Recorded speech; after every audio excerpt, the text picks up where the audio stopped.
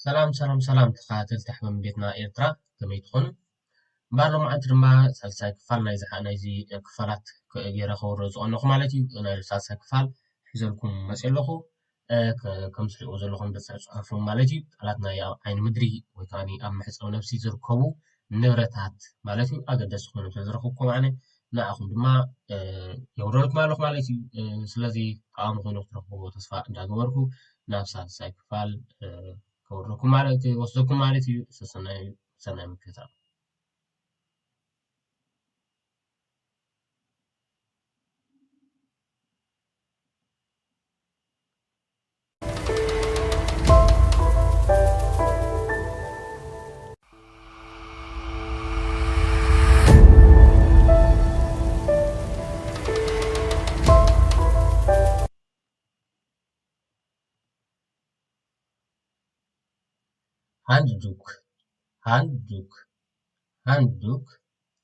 ሃንድዱክ መንቀጽ ነብሲ ወይ ማለት ወይ ከዓ መንቀጽ ማለት እዩ ኣሎ ዝተፈላለዩ ሃንዱክ ግን እዚ መንቀጽ ማለት እዩ። መንቀጽ እንድሕር ዝኾነ ሓፂብካ ወይ ጠልቂኻ ተንቅፀሉ እንታይ ይበሃል? ሃንዱክ ማለት እዩ።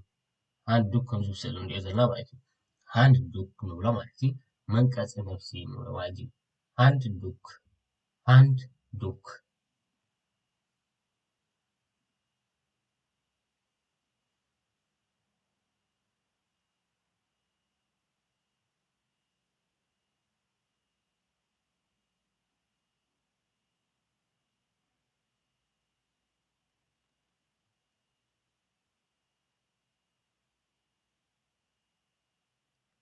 ሃንዱክ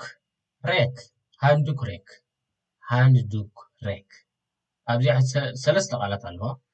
ሃንዱክ ሬክ ተብሎ መስቀሊ መንቀጽ ነብሲ ማለት እዩ። ነቲ ኣብ ሻወር ንኣብነት ንውሰዶ ኣብ ሻወር መንቀፂ ንሕፀብ ምስ ሓፀብና ነንቅፆ ነብስና ማለት እዩ። ምስ ንኣብና እንታይ ንገብሮ ነቲ ሃንዱክ ነቲ መንቀጽ ነብሲ ንሰቕሎ ማለት እዩ። ኣብቲ ሻወር ማለት እዩ ወይ ኣብ ዝኾነ ኣብኡ መስቀሊ ንሰቕሎ። እቲ መስቀሊ እሱ እንታይ ይበሃል? ሃንዱክ ሬክ ይበሃል ማለት እዩ። ሃንዱክ ሬክ ናይ መስቀሊ መንቀጽ ነብሲ ማለት እዩ። ሃንዱክ ሬክ ንብሎ ማለት እዩ። ሃንዱክ ሬክ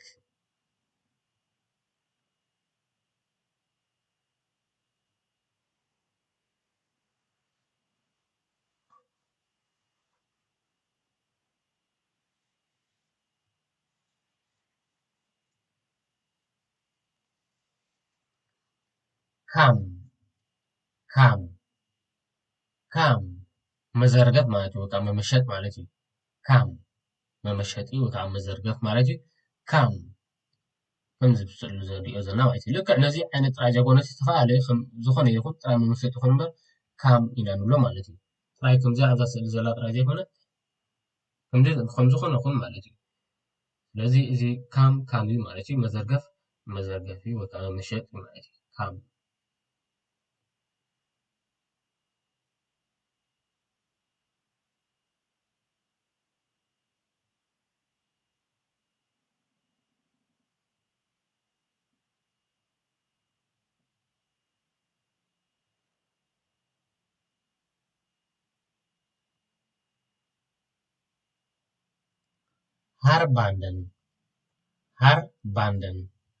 ሃርባንደን ፌኮታት ማለት እዩ። ሃርባንደን ፌኮታት ብብዝሒ ስለ ዘሎ ማለት እዩ። እዚ ኢኤን ስለኣትዎ ዘሎ ፌኮታት ጌረ ዘሎ ወላ ኣብ ስእሊ እውን ብዙሓት ፌኮታት ዘሎ ማለት እዩ። ሃርባንድ እንተዝኾነ ነይሩ ፌኮ ምኾነ ጥራይ ማለት እዩ። እዚ ታት ገዲፍና ፌኮ ሓንቲ ንፅል ማለት እዩ። ሃርባንድ ንበልና ነርና እዚ ኢኤን እንተዘይህሉ ነይሩ። ሕጂ ግን ሃርባንደን ኢና ዘለና ሃርባንደን ስለዚ ፌኮታት ይኸውን ማለት እዩ። ብብዝሒ ናይ ብዝሒ ማለት እዩ። ፌኮታት ሃርባንደን ንብሎ ማለት እዩ።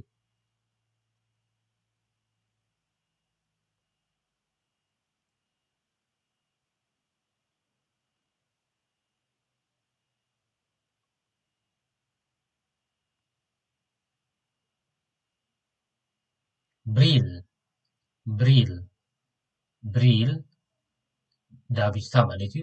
ብሪል ዳቢስታ بريل.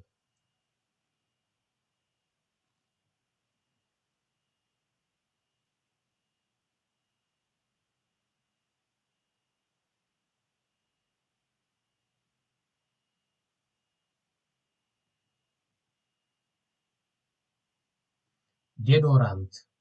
ديودورانت. ديودورانت. ديودورانت. ዲዮዶራንት እንታይ እዚ ካብ ጨና ዝከላኸለልና ፈሳሲ ነብሎ ወይ ፍንትሽትሽተራ ድዩ ወይ ዝኾነ ክብል ዝዕበስ ኣካላትና ንኸይንጨኑ ጨና ንኸይገብር እንታይ ንገብሮ ስሲስ ነብለሉ ማለት እዩ ዲዮዶራንት ንብሎ ማለት እዩ ዲዮዶራንት ንብሎ ማለት እዩ ካብ ጨና ዝከላኸለልና ፈሳሲ ዓይነት ዘሎ ንሱ እዩ ማለት እዩ ዲዮዶራንት ከምዚ ብስእሊ ንሪኦ ዘለና ናይዚ ኒፍያ ሜን ዝብል ዘሎ ዲዮዶራንት ከምኡ ንጥቀመሉ ከለና ዝተፈላለዩ ዓይነት ኣሎ ዲዮዶራንት እዚ ስእሊ ዘሎ ጥራይ ዘይኮነስ ዝተፈላለየ ግን ንዕኡ ንኣብነት ክኸውን ኢለ ኣብዚ ትሪኦ ዘለኹ ማለት እዩ ዲዮዶራንት ካብ ጨና ዝከላኸለልና ማለት እዩ ዲዮዶራንት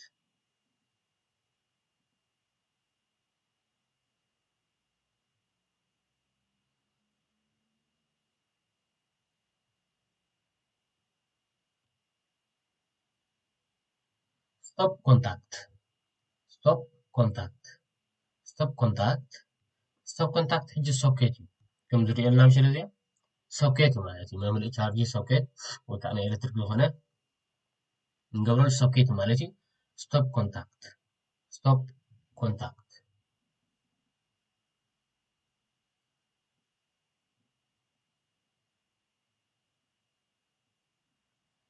ዜፕ ዲስፐንሰር ዜፕ ዲስፐንሰር ዜፕ ዲስፐንሰር ናይ ሳሙና መትሓዚ ማለት እዩ ሳሙና ዝደረቕ ዘይኮነ ዝፈሳሲ ምሸሎ ንሱ ንዕኡ ኣብዚ ከምዚ መትሓዚ ኣብዚ ዲስፐንሰር ኣብኡ ነእትዎ ምሽ ድሓር እንታይ ገንገበ ብላዕሊ ጥቡቕ ኣቢልና ከም ዝፈስስ ናብ ኢድና ንገብሮ ማለት እዩ ይብሎም ጥቡቕ ኣቢልና ንገብሮ ማለት እዩ ንሱ እንታይ እዩ ዝበሃል ዲስፐንሰር ናይ ሳሙና እንታይ በሃል ኮይኑ ከዓኒ ዜፕ ዲስፐንሰር ንብሎ ማለት እዩ ዜፕ ዲስፐንሰር ኣብ ሸሓ እውን ክኸውን ይኽእል እዩ ኣብ እውን ኣብ መሕፀቢ ልብሲ እውን ክኸውን ይኽእል እዩ ማለት እዩ ዜፕ ዲስፐንሰር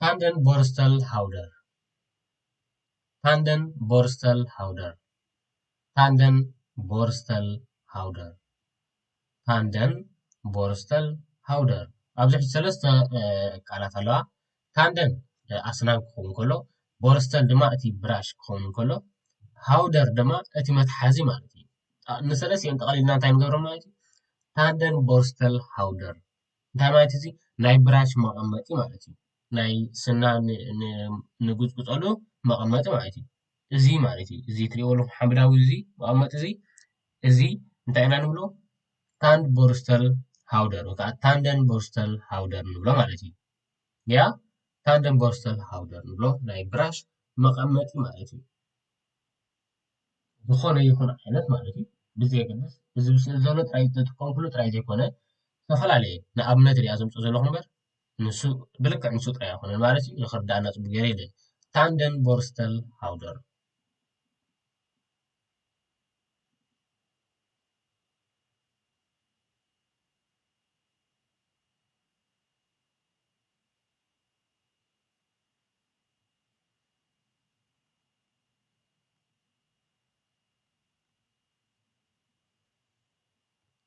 ታንደን ቦርስተል ታንደን ቦርስተል ታንደን ቦርስተል እዚ ድማ ብራሽ ማለት እዩ ታንደን ቦርስተል ብራሽ መጎፅጎፂ ስና ማለት ከምዚ ዓልቲ ይገልፁ ፅንዓኹ ታንደን ኣጋጣሚ ኢለኩም ማለት እዩ ታንደን ኣስናን ክኾኑ ከለዉ ቦርስተል ድማ እቲ ብራሽ ማለት እዩ እቲ ብራሽ ቦርስተል ይበሃል ማለት እዩ ብራሽ ሕጂ ታንደን ቦርስተል ኮንኮ ናይ ስኒ ብራሽ ክኸውን ኣሎ ማለት እዩ ታንደን ቦርስተል ክንከሎ ናይ ስኒ ብራሽ ይኸውን ኣሎ ማለት እዩ ያ ታንደን ቦርስተል ታንደን ቦርስተል